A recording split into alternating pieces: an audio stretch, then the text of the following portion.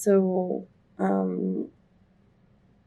basically, I've been in the process since the 20th of February of just spiraling out, but trying to keep myself like under control and process through all the things that are going on. There's a lot. So back in like December, Scott was having some problems. My boyfriend Scott, if you don't know, he was having some problems with his leg and his hip and his knee, and he was working. He went to the emergency room. He was going to the doctor. We were in the process of saying about that. But if you remember, he was also having some heart problems last year. So we were trying to like focus on that. And he was doing his best to keep working.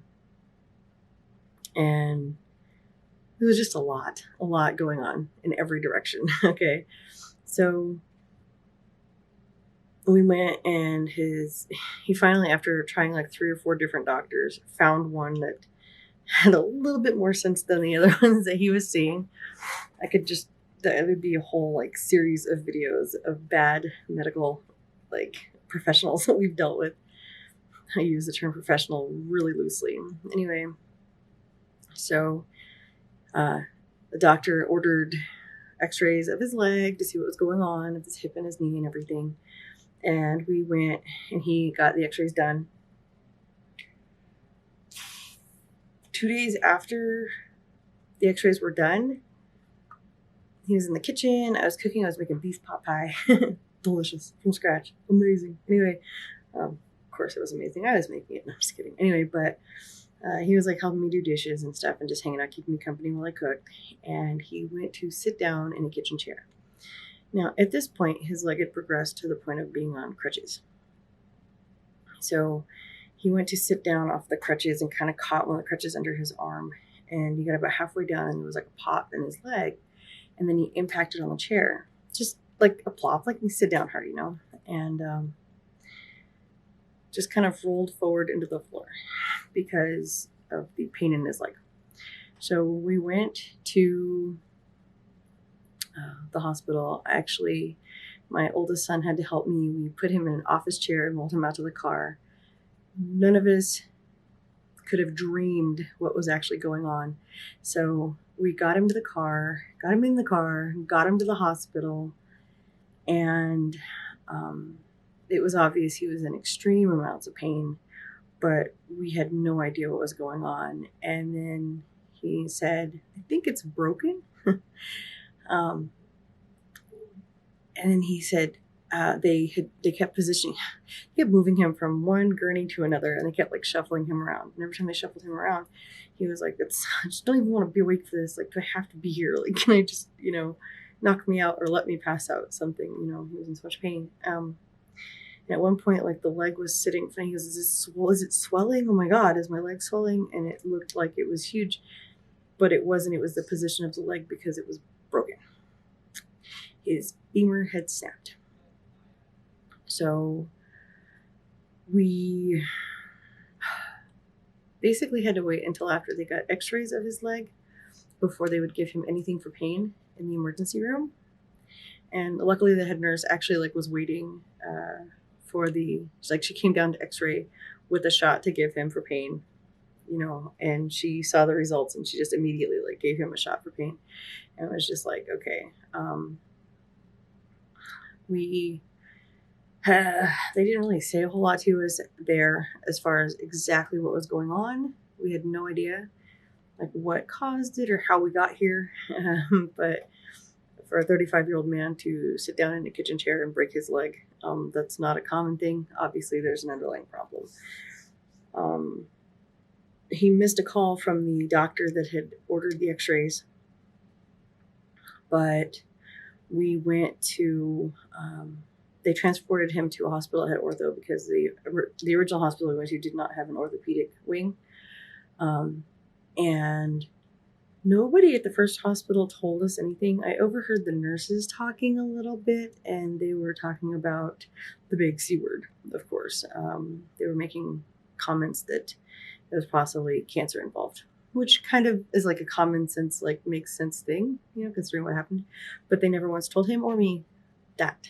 Um, so he got the ambulance transport. I followed in the car. We got there to the next hospital. And as soon as we got in the door, the the ER doctor was like, yeah, you realize this is cancer, right? You have cancer. Like, just rip that Band-Aid off and just, there you go, And it's like, yeah, I mean, the probability is super high, okay, that it is a cancer issue because, like I said, it's not something that just happens to bone. But, like, he's in extreme amounts of pain. They've moved him from bed to bed. All these things are going on. It's all so fast. Everything is just crazy, And this guy, it doesn't even wait until he's stable or until they've like put his leg in traction or anything, just drops this bomb on him. And it was just infuriating. It's like, oh, whatever. Okay, fine. Good. I mean, I'm kind of glad you ripped the Band-Aid off, but that was just not the way to do it. You know what I'm saying? Like, it's ridiculous. At least let people have a little bit of hope, even if it's like false hope, just so that he has a chance to process through what's even going on with him. Because, I mean, it was insane. So they put his leg in traction. He had surgery the next morning. And they reconstructed the bone as best as they could. So he's got a giant rod and all kinds of screws and things holding it together. But so that got taken care of. And then he was in the hospital until the 24th. So he came out of the hospital on the 24th. They were going to release him to a hospice and put him in physical therapy. But considering the nature of everything and the fact that we're waiting for biopsies and there's also other things going on, and he has this huge gap in his bone after having surgery because of the area that was damaged in the first place, that really wasn't a good option. I didn't want him to go through that or be in that kind of environment, especially with so much bad news being thrown at him. So I figured he was better off to come home. And I mean, he was up walking with a walker. He walks now. He gets all over the house. And most of the times when I go out to go shopping or go run errands or whatever, he comes with me. He doesn't just lay in bed and feel sorry for himself. Sitting up does get to be painful because the area of his femur that broke is where you sit, like that part of the leg usually has weight on it when you're sitting. So it gets to be pretty uncomfortable for him, but he does get around and he is doing good and he's stable and everything's fine. He's taking his heart medication and taking his blood thinners and stuff after surgery and doing all the stuff he's supposed to do. But like the orthopedic surgeon, we had our follow-up with him and he said that it, looks as good as it should look at this point. It doesn't look bad. He might have to have further surgeries on it. But it's kind of like everything. I mean, we saw his general practitioner and she said the same thing, like everything looks good. He seems to be in fair health and everything's good. But everything is just a waiting game at this point of seeing the oncologist, which we see tomorrow, to find out how we move forward. So basically all of everything that I was doing, it's kind of weird because like I quit streaming like 2 months ago. And I was really stressed because he's been trying to get things straightened out with his heart and with his leg for a while. And I've been doing everything I can, but I've also been all over the place because I was having problems. I was off and on my Adderall and so having problems with the pharmacy and insurance issues. And just everything has been such a nightmare. Just stupid, frivolous things that are, minor things to most, but that are like major setbacks for me because I'm like just one of those people that everything is just the end of the world. So, I mean, I cope well, but a lot of people don't realize that a lot of my like coping mechanisms are just like high levels of disassociation. I just, everything is fine. I'm the everything is fine dog. My whole world is truly on fire. But, so like I was already kind of in a low, like things were kind of like screwed up or whatever. And this happened, and the thing is it's like for him, he keeps apologizing to me, which is so frustrating. I'm like, don't apologize. Like I can't I can't be mad at you for being sick. I can't, and you can't apologize to me for something that's completely out of control, like out of your control, that you had nothing to do with. He was trying to do everything he could to get it taken care of and was just having such an issue. So I feel horrible for him, and I'm trying to do everything I can to be as supportive as I can and be there for him. And it's so hard because I know that he is uncomfortable. He's been pretty lucky as far as pain goes. It hasn't been hurting him too bad. I mean, he's been taking pain medication very sparingly, and he's doing well. But it's like, like our whole world just, you know. And I'm trying to make sure that the kids are okay, because I know that this is a lot for them, because we just lost a family member last year in September to cancer. And she was in her like 40s. She's only a few years older than I am. So, it was like a big, blow. It was really weird. So we've got a lot going on, and it's been a lot to take in, and everybody around me is falling apart. My mom had to have a tooth pulled because it became abscess, because she'd lost a filling and then didn't get it taken care of right away. And then they found nodules on her thyroid that she needed to get taken care of. But they were there before. So she's like, oh, it's fine. They've been there a long time. And I'm like, no, get it taken care of, And then my middle son, like, his nerves are shot. So of course his stomach has been acting up. So we've got him going to a doctor and getting some tests and stuff done. I mean, he's like fine, healthy. All of his tests have been good and everything, but it's, a lot of it's just nerves at this point, but we're still doing all the testing and taking all the measures just to be on the safe side. Because I don't want to have something come up out of left field right now. It's like just trying to make sure everybody's okay. The other two boys are doing pretty good. Oh, but it's a lot. It's a lot for all of us. And I'm just trying to do my best to maintain some level of normalcy for all of us. And it's a lot. It's a lot to do. It's a lot to process through, but, I put myself in a position of being the glue. And I'm okay with that, even though, because it's easier for me to process through my own problems when I'm helping somebody else with theirs, because all of my stuff just seems frivolous and stupid at this point. I'm just like, whatever, what, oh, I didn't get my Adderall a month, oh, I had a little hard time, functioning for a little while. Oh, I, spaced off a couple bills or whatever because I didn't have my, my medication or whatever, so what, my leg's not broke, I mean, I'm not having this big weight of this diagnosis hanging over my head, and everything. So it makes it easier for me to ground myself and realize hey, things could be worse for me. They're not.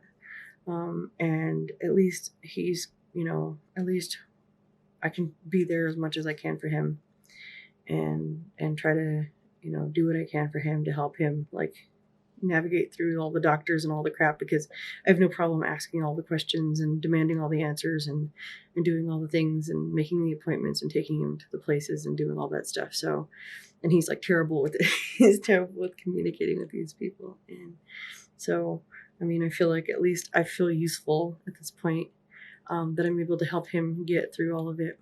But it's all terrifying. It's all stressful, and it's all happening right now. And the gravity and reality of it is weird. It's a lot. So we're just trying to navigate this minefield and keep everybody in good spirits. And it's really hard because emotionally we're all stressed the hell out. Financially we don't even want to talk about that. There's no money. And physically him being sick, all of us are dealing with the pressure and pain and horror of that whole situation. So like we're constantly looking for wins, you know what I mean, at this point. So that's where we're at right now.